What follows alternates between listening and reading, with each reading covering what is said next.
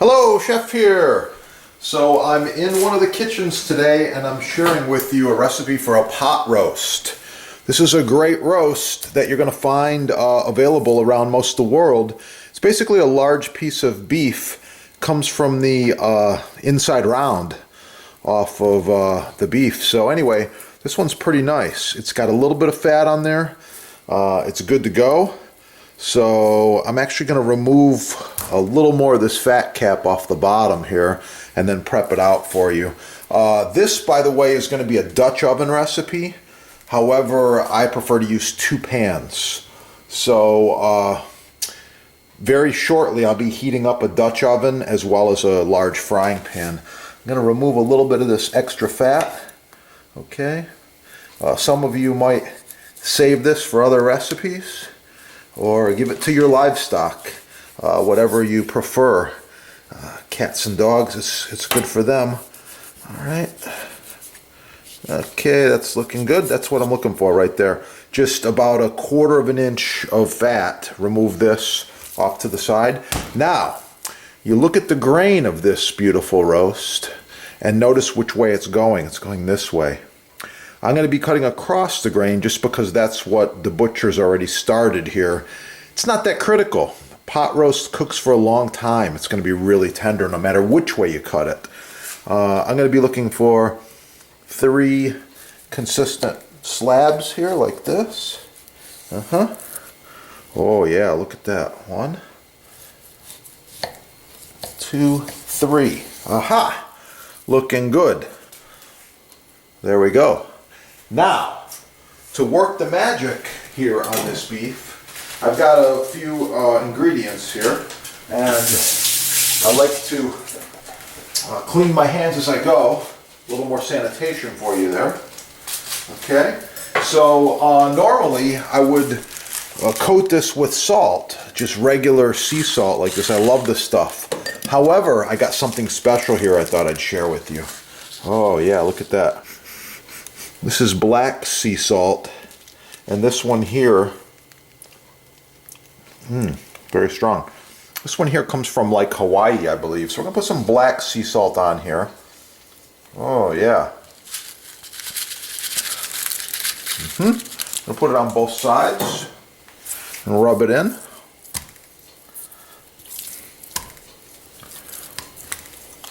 I like a little more salt. I'm going to put some more of this regular salt on here as well. Oh yeah. Okay, and the next ingredient, of course, you gotta have black pepper. We're gonna go with this fresh grated black pepper today.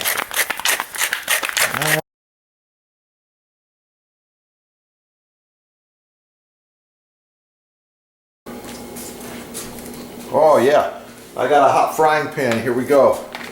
And this particular recipe I'm using canola oil. Oh yeah. Once it's nice and hot, ready to go, piece of this beef goes right in there.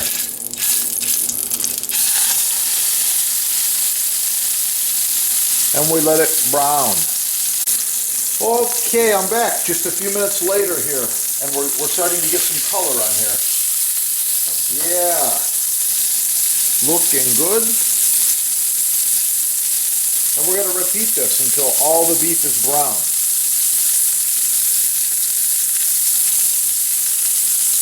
Oh, it smells really, really good.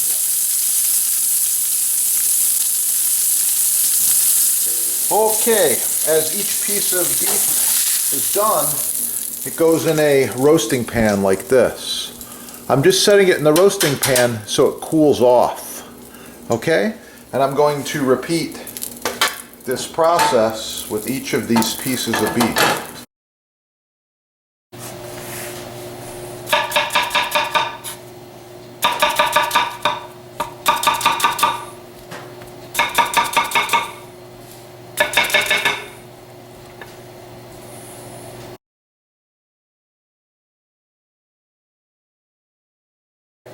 A random medium dice, good enough.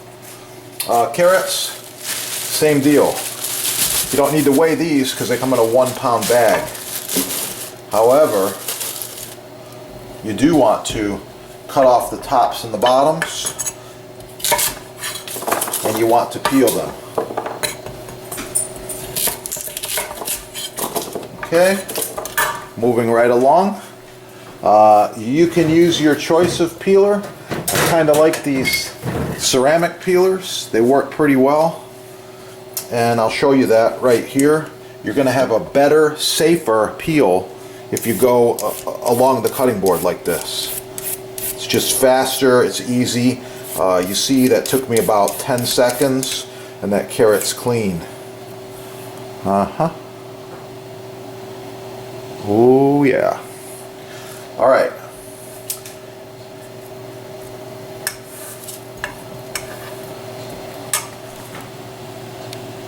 Okay, the other thing I like is this peeler's very simple to clean. You just rinse it under hot water, you're good to go. All right, run it through the dishwasher if you like. Just don't destroy your tools. Okay, the carrots, I want to just split each one in half so that they brown nice. I'm going to give them a real quick chop. By the way, if your knife is getting dull while you're going, I highly suggest you get a sharpening steel. This is a diamond, works great, and it's just so fast and so easy. I'm all done. That knife is once again very sharp. After you sharpen your knife, another chef tip for you here. I'm going to rinse it under a little bit of hot water just to remove any metal particles. Okay, so continuing along, this carrot's bigger than the rest, so we're actually going to chop them up a little bit more. Want to make sure that these brown and cook nice. Also make sure to keep your fingers out of the way. You don't want to bite yourself with this knife here, okay? Now you can just line them up like this, and we're just going to go with a real quick medium chop is what I'm looking for. The cut's not that important because this is going to be going through a processor later. Oh, I told you earlier this is a Dutch oven recipe. Mirepoix, carrots, onions, celery, essentials. Okay, we got our mirepoix. Okay, for my stew I like to have garlic, so here's some large pieces of garlic. If you've been following along, you already know what's coming next. Yep.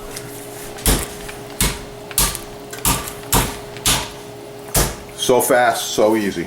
Let's give it a peel. And for this particular recipe, I don't need to chop it very fine. It's pretty much ready to go. All right, I got a hot Dutch oven here. I'm going to put a little more of my canola oil. Oh yeah. Garlic goes in.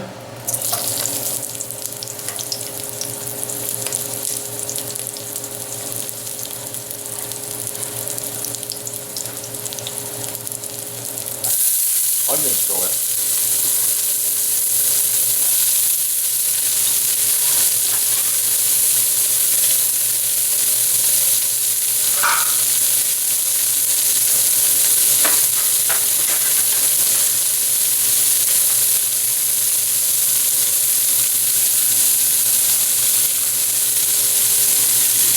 Grandma's wooden spoon.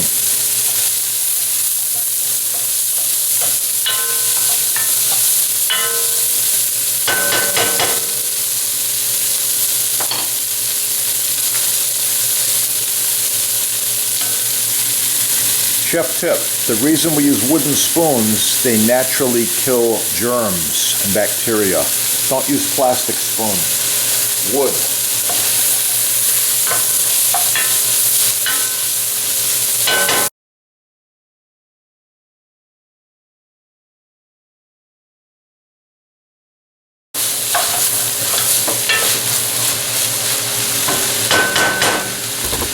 And you let it cook. I'm also adding mushrooms to the recipe. These are cremini and they're kind of large. All I'm going to do is cut them in half, and mushrooms should go in your beef stew or roast. They should go in last.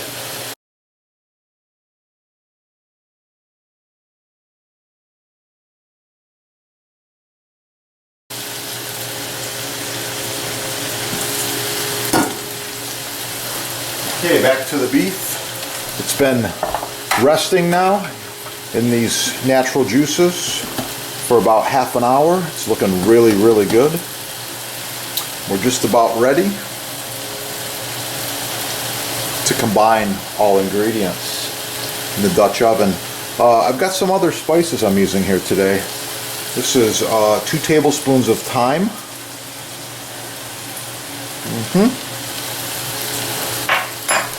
I'm also going to put a couple of bay leaves just for flavor. I'm using 3 of them because they're actually very small bay leaves. Normally they're a lot bigger than this. So there we go, 1, 2, 3.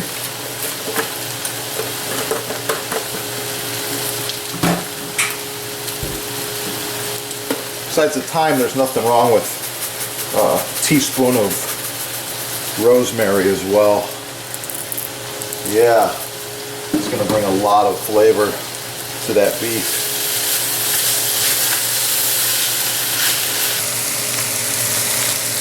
Lots of flavor coming off of there. Starting to brown really nicely. Yeah, that's what we're looking for.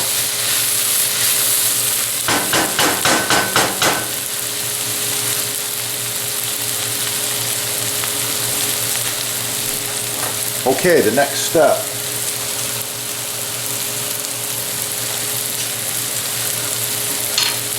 The beef goes in. I'm going to stand them up.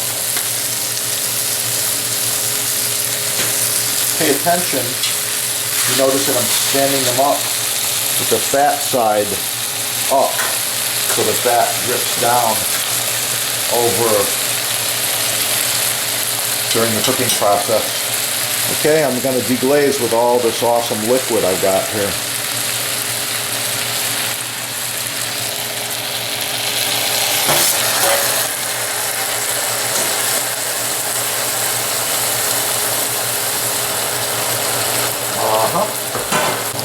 Okay, I'm also adding 1.5 cups of beef stock. And in this recipe, I'm going to put just a couple of tomatoes. Want a little bit of tomato flavor.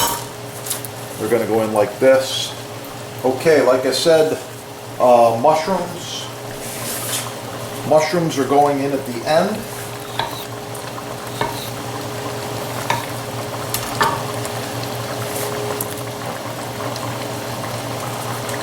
Oh yeah. So the mushrooms I'm going to put right on top here now. There we go.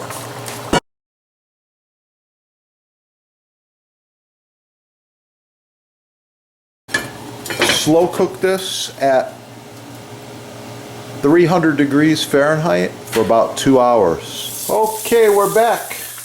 Oh, look at the beef. Beef stew is looking good. This just came out of the oven. It's been going for a couple hours now. And you know the beef is done when you poke it with a fork, give a little twist. It's nice and tender. Okay, you don't want it to fall apart, but this is good. So I'm going to take the beef out. Wow, lots of shrinkage there. 1, 2, 3. Looking really good. I'm going to move this to the side, let it cool.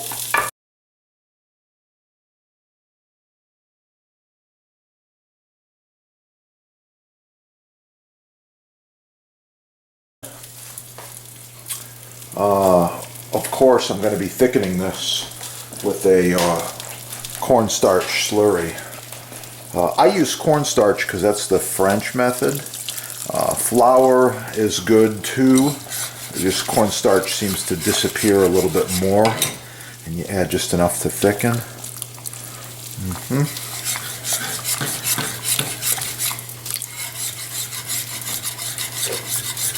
Oh yeah, looking really good.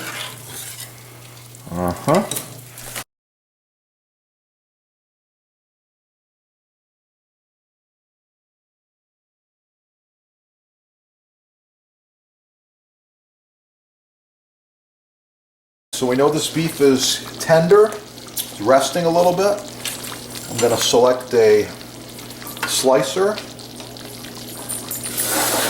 and I'm going to slice up the smaller piece here, kind of on a bias, like this. Oh yeah, really nice, really tender.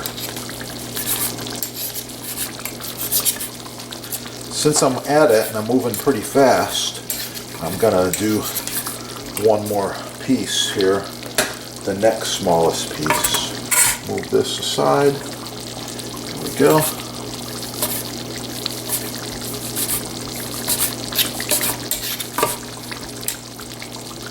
Okay, it looks a little dry.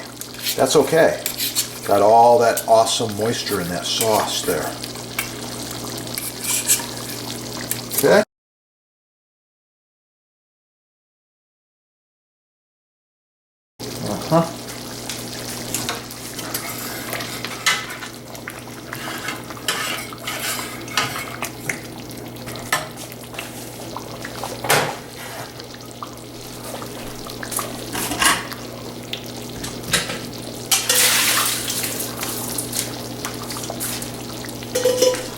All right. Of course, with a nice beef stew, you gotta have some potatoes. So I just boiled up some potatoes and did these separately.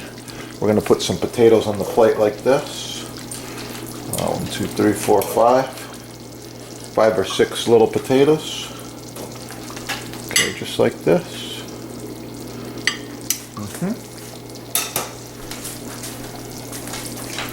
I'm going to put just a few pieces of beef right across here.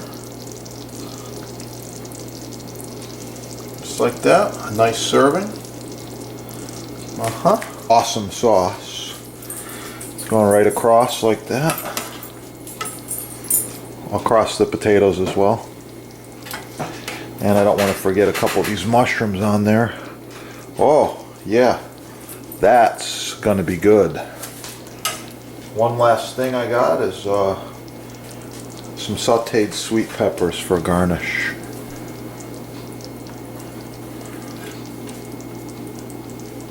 Alright, that's the video. Thanks for watching. Please like, share, subscribe. Leave a comment. Tell me what you think about this beef stew. Wow. It's gonna be good. Okay, so to this mixture I'm adding my scalded milk like this, just a little bit at a time.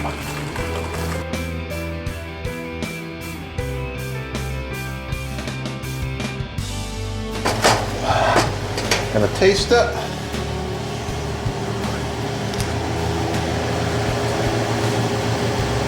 Oh yeah, that's good. This is nothing like the garbage you buy in the grocery store. This is real chocolate pudding. Old school. Please like, share, subscribe, support your sponsor. Have a beautiful day. Keep cooking. And here, selecting a cutting board. This is edge grain rock maple.